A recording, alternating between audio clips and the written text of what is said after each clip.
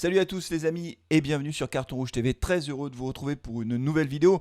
Alors avant de rentrer dans le vif du sujet et de parler des 3 joueurs qui sont poussés vers la sortie par Claude Puel et par le club, je veux bien sûr parler de Khazri, de M'Vila et de Boudbouz. Je vais vous dire quelques mots sur la chaîne Carton Rouge TV qui va fêter ses 2 ans d'existence. Oui, 2 ans d'existence pour Carton Rouge TV. Je ferai d'ici la fin du mois une vidéo spéciale bilan en quelque sorte pour vous dire comment je vis les choses, les côtés positifs, ce qu'il faudrait améliorer. Mais pour ça, j'ai besoin de vous.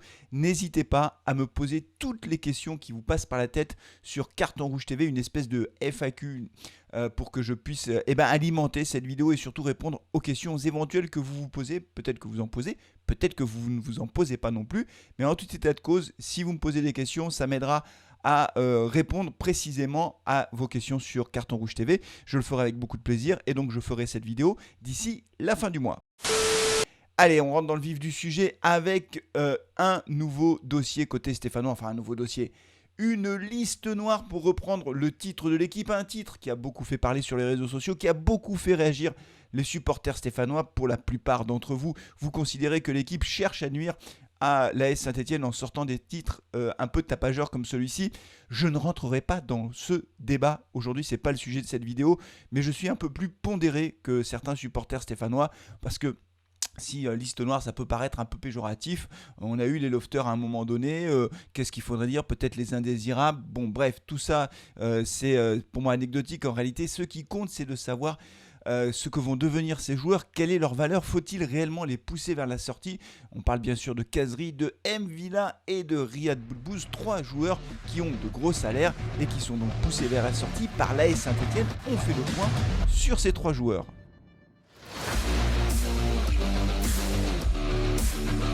Allez, on débute avec l'attaquant stéphanois Wahbi Khazri, l'attaquant tunisien de l'AS Saint-Etienne, je vous le rappelle, qui est arrivé en 2018 en provenance d'Angleterre. Il avait été prêté 6 mois à Rennes, il avait d'ailleurs fait 6 bons mois à Rennes, ce qui lui a permis de se montrer. Et donc il est arrivé du côté de Saint-Etienne pour un montant de transfert d'environ 7 millions d'euros. Wahbi Khazri, qui aura 30 ans en février prochain, fait partie des plus gros salaires, peut-être même le plus gros salaire de l'AS Saint-Etienne, avec un montant estimé à 210 000 euros bruts par mois.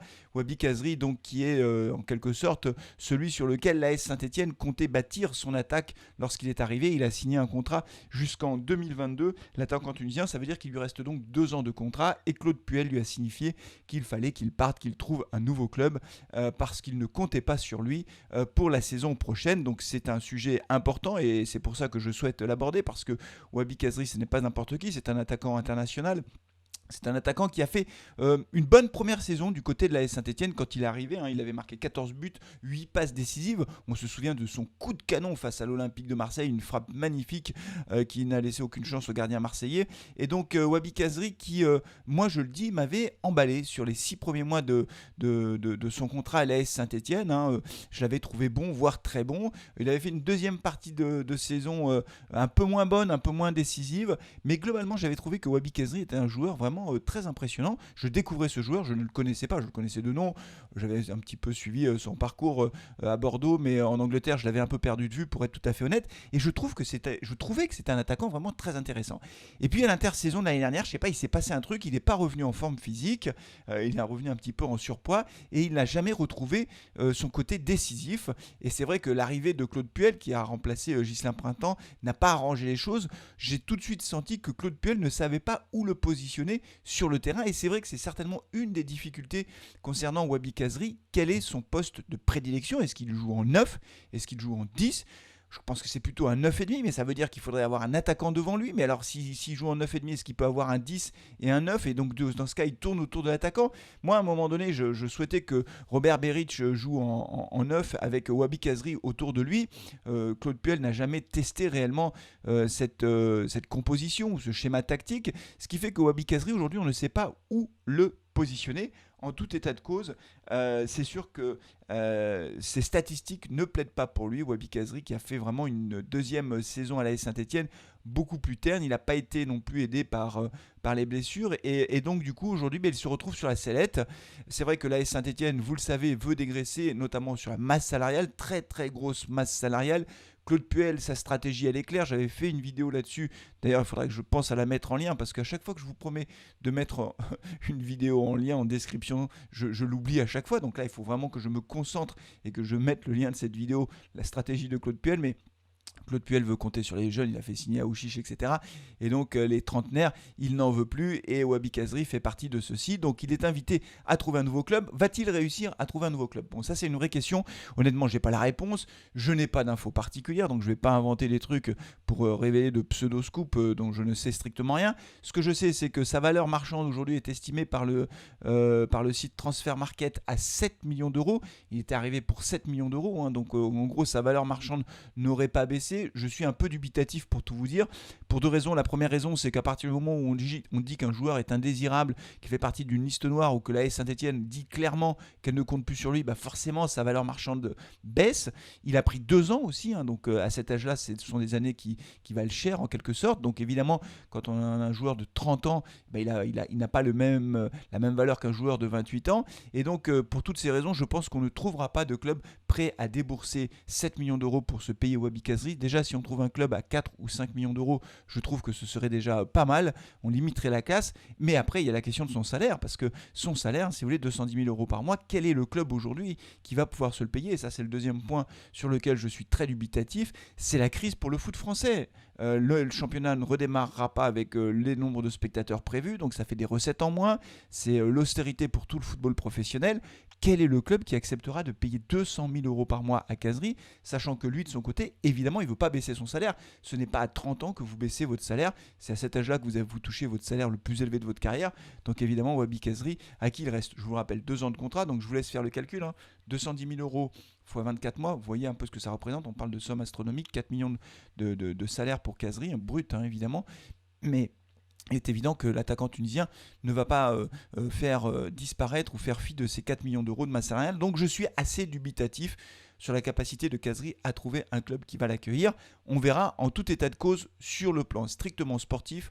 Je trouve qu'effectivement Kazri aujourd'hui n'a plus sa place dans le 11 de départ. Pour autant, il peut très bien continuer à se battre. En tout cas, moi, c'est ce que j'espère aussi, c'est qu'il va continuer à se battre pour regagner sa place parce que c'est quand même un joueur qui a été décisif par le passé. Je pense que si physiquement il est affûté, il est capable du meilleur. Dites-moi ce que vous pensez de Wabi Kazri. Doit-il partir?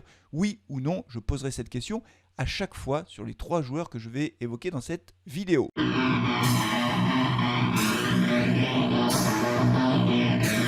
Et le deuxième joueur dont je vais parler, c'est Yann M'Vila. Yann M'Vila qui a eu un parcours, une carrière professionnelle assez chaotique. Il est arrivé à Saint-Etienne à l'intersaison en 2018 libre. Alors lui, on n'a pas payé de transfert puisque son club le Rubin Kazan, ne le payait plus. Donc il a pu rompre son contrat, il est arrivé libre. Donc ça, c'est déjà une première chose pour Saint-Étienne. C'est que ce n'est pas un joueur qui nous a coûté cher en transfert, 0. On peut difficilement faire moins cher d'ailleurs. Mais par contre, Yann M'Vila a beaucoup de ressemblances avec notre ami Wabi Kazri. Première ressemblance, le salaire, environ 210 000 euros par mois, donc c'est un salaire très élevé et le plus élevé du club avec Wabi Kazri. Deuxième ressemblance, il a 30 ans, comme Wabi Kazri, donc ce sont des trentenaires. Troisième ressemblance, ah oui, ça en fait beaucoup, beaucoup de similitudes entre les joueurs. Son contrat se termine en 2022. Donc lui aussi, il lui reste 2 ans de contrat à 210 000 euros bruts par mois. Ça fait beaucoup. Et aujourd'hui, le montant du transfert ou de la valeur marchande de Yann M'Vila est estimé par le site Transfer Market. C'est une estimation, mais à 6 millions d'euros. Je n'y crois pas non plus du tout parce que Yann M'Vila, à mon avis, ne vaut plus 6 millions d'euros. On ne trouvera aucun club prêt à débourser cette somme pour le faire venir. Ce qui veut dire que Yann M'Vila aussi aura du mal à trouver un club prêt à l'accueillir, un peu à l'image de Wabi Kazri, parce que d'abord il faudra verser quand même une indemnité à la Saint-Etienne, et là aussi, comme je vous le disais tout à l'heure, on est dans un contexte de crise, et puis il faut trouver aussi un club qui est prêt à payer 200 000 euros par mois ce joueur, et pour un trentenaire c'est extrêmement compliqué. En tout cas, il y a peu de clubs qui sont capables de se le permettre dans le contexte actuel. Alors, Yann M'Vila, au-delà de sa valeur, au-delà de son âge, au-delà de tout ce que je viens de vous raconter, est-ce que Yann M'Vila est un joueur indispensable et un titulaire indiscutable dans le 11 de départ stéphanois? Eh bien la réponse est non, non et non. Yann M'Vila, on en a parlé plein de fois sur Carton Rouge. Vraiment, ça a été une déception pour moi parce que ça a été un joueur très important. Alors, un peu à l'image d'ailleurs de Wabi Kazri, il a fait une bonne première saison, enfin 6 bons premiers mois du côté de l'AS Saint-Etienne, ce qui nous a permis de retrouver le chemin de la Coupe d'Europe. Mais Yann M'Vila, quand on regarde ses statistiques pour un milieu de terrain, alors certes un milieu de terrain défensif, mais ses statistiques sont catastrophiques. Il a joué en tout 90 matchs sous le maillot stéphanois, 90 matchs officiels, si on prend le championnat et les différentes coupes, Coupe nationale et Coupe d'Europe, 0 but.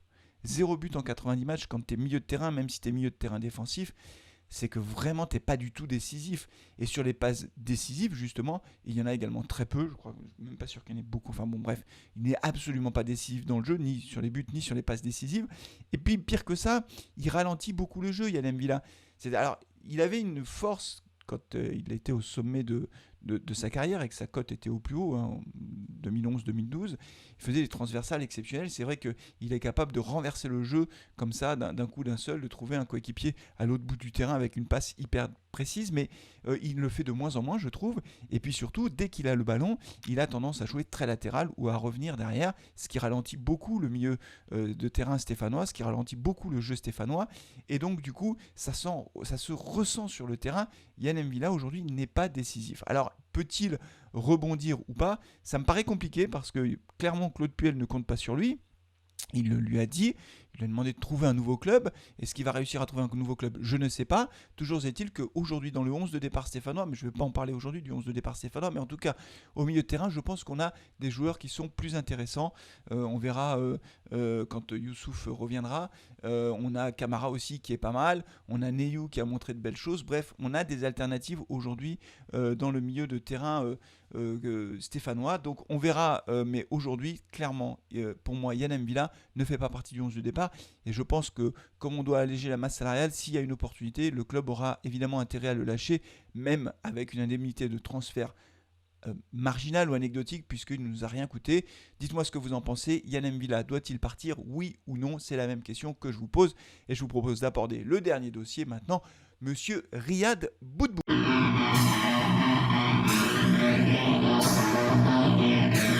Allez, on termine cette vidéo avec le troisième joueur dont je veux vous parler aujourd'hui. Il s'agit de Riyad Boudbouz. Riyad Boudbouz qui est arrivé à l'été dernier, souvenez-vous, en provenance d'Espagne. Il a évolué au Celta Vigo, il avait été prêté par le Betis Séville et il est arrivé pour un montant de transfert d'environ 4 millions d'euros. Riyad Boudbouz qui présente aussi des similitudes avec Yann M'Vila et Wabi Kazri puisqu'il est trentenaire, il a 31 ans, il est même un peu plus âgé. Il a un contrat aussi qui se termine en 2022, donc 2 ans de contrat. Il a aussi un salaire très important évalué à 190 000 euros brut par mois. Et Riyad Boudbouz, lui aussi, Claude Puel lui a fait savoir qu'il ne comptait pas sur lui pour la saison prochaine et que si il trouvait un club, ce serait très bien. Alors Riyad Boudbouz, contrairement à Yann M'Vila et Wabi Kazri, je serais un peu plus pondéré pour le milieu de terrain stéphanois. Ses statistiques ne sont pas excellentes. Il n'a pas fait une bonne saison, il faut être clair. Je trouve qu'il n'a pas été aussi décisif qu'on pouvait l'espérer. Moi, j'avais gardé en tête le Boudbouz de Montpellier où il avait fait une saison exceptionnelle et j'étais très content qu'il signe à l'AS Saint-Etienne après le départ un peu précipité de Cabella. Je m'étais dit finalement peut-être qu'on ne perd pas au change. Franchement, quand on regarde les stats, entre Cabella et Boudbouz, il n'y a pas photo. Cabella était beaucoup plus décisif. Boudbouz est moins rapide, il a un style de jeu un peu différent. Riyad Boudbouz ne peut pas être le seul dépositaire du jeu stéphanois parce qu'il n'a pas la même rapidité, mais c'est un joueur extrêmement technique. Ses statistiques ne sont pas excellentes. Il a marqué un but en championnat et un but en Coupe de France. Pas n'importe quel but en Coupe de France, vous vous en souvenez tous. C'était lors de la demi-finale face à Rennes. C'est lui qui nous envoie au Stade de France à quelques secondes de la fin du match. Je n'oublie pas non plus sa passe décisive pour notre ami Robert Berić lors du derby, un bijou déposé sur la tête de Robert Berić au deuxième poteau et Saint-Etienne qui s'impose là aussi en toute fin de match face à Lyon. Donc il a été décisif 2 fois, Riyad Boudbouz, les 2 fois les plus importantes de l'année dernière, demi-finale de la Coupe de France et lors du derby. Et moi je pense que là pour le coup Riyad Boudbouz, lui, il faudrait qu'il reste à Saint-Etienne parce que même si clairement Claude Puel compte sur Aouchiche pour animer le jeu stéphanois, je pense qu'avoir Boudbouz dans l'effectif, ce serait un plus parce que d'abord Aouchiche est très jeune, ensuite qu'on n'a pas beaucoup de milieux de terrain créateurs et que si on en a deux avec Aouchiche dans l'axe ou Boudbouz, c'est pas énorme compte tenu de la saison qu'on aura et on ne sait jamais ce qui peut se passer. Donc moi je suis plutôt favorable à ce que Boudbouz reste. Alors c'est mon avis qui ne compte pas du tout, la Saint-Etienne sur contre-fond de mon avis, mais je le dis quand même. J'aimerais bien avoir le vôtre aussi, savoir si vous êtes d'accord avec moi, parce que je pense qu'il peut mieux faire que ça. J'ai trouvé qu'il était affûté là, pour les matchs de préparation. Je trouve que physiquement il est mieux. Je pense qu'il a mieux préparé évidemment la saison qui arrive que la saison dernière, où évidemment avec le transfert, son départ d'Espagne, etc. Tout ça c'était un petit peu plus compliqué pour lui. Vous savez que quand on a 30 ans, évidemment les préparations physiques d'intersaison sont beaucoup plus importantes et stratégiques pour pouvoir être bien d'entrée de jeu. Et donc là, je trouve que physiquement, il est mieux. Alors, on a quand même un indice qui nous laisse penser que Riyad Boudbouz, lui, il n'a pas l'intention de partir et qui va se battre pour regagner sa place. C'est un de ses amis que vous connaissez certainement si vous êtes sur Twitter. Il s'agit de Mohamed Toubachter qui a tweeté en expliquant longuement d'ailleurs, et je pense avec l'autorisation de Boudbouz du coup, qu'il prenait acte de la décision, qu'il respectait la décision de Claude Puel, mais qu'il allait se battre pour regagner sa place. C'est vraiment la bonne attitude. C'est ça qu'un joueur professionnel doit faire. Quand à un moment donné, l'entraîneur ne compte plus sur un joueur, le joueur doit faire profil bas, travailler 2 fois plus à l'entraînement pour regagner sa place et ne pas faire comme notre ami Stéphane Ruffier qui a dit « Jamais je ne serai la doublure de Moulin, résultat des courses ». Il faut qu'il parte, Stéphane Ruffier. C'est pas le sujet du jour, mais je pense qu'il va partir, il va quand même trouver un club d'ici la fin du mercato qui, je vous le rappelle, se terminera de mémoire le 2 octobre. Donc il a le temps de trouver un autre club, Stéphane Ruffier. En tout état de cause, pour Riyad Boudbouz, je pense que Riyad Boudbouz doit rester à la Saint-Etienne parce qu'il va nous être utile cette saison. Dites-moi si vous êtes d'accord avec moi concernant ce point-là. Ça m'intéresse d'avoir vos commentaires sur chaque sujet. Alors avant de terminer cette vidéo, une dernière petite information concernant la reprise du championnat. Vous le savez, la Saint-Etienne va démarrer du côté de Marseille s'il n'y a pas trop de cas de Covid, mais pour l'instant on démarrera le championnat à Marseille. La Carton Rouge va faire une petite pause estivale, il faut quand même prendre quelques jours de vacances. Je ne serai pas là pour la reprise du championnat, je ne ferai pas de live. Bah oui, parce que c'est les vacances. Alors j'ai tenté de convaincre madame, oui je vous dis tout, on se dit tout sur Carton Rouge TV. Et j'ai tenté de convaincre madame que c'était très important de faire un live pour le premier match du championnat. Et là, je vous le dis, les amis, j'ai frôlé le carton rouge. Ah bah oui, ça a failli être l'expulsion. J'ai pris un jaune, j'ai pas insisté. Ah, pourtant, j'ai essayé quand même 2-3 trucs. Hein. J'ai essayé la technique du côté historique. Marseille-Saint-Etienne, match à grosse affiche du championnat, je ne peux pas rater ça. Comme les affaires de Saint-Etienne, Marseille dans les années 70, Marseille qui nous pique des joueurs, etc. Ça n'a pas marché. Après, j'ai tenté le côté reprise du championnat. Enfin, Carton Rouge TV ne peut pas rater la reprise du championnat. C'est un moment super important. Que va dire la communauté de Carton Rouge ? Je vous ai mis dans l'eau, hein, vous m'excusez, mais j'ai tenté le truc.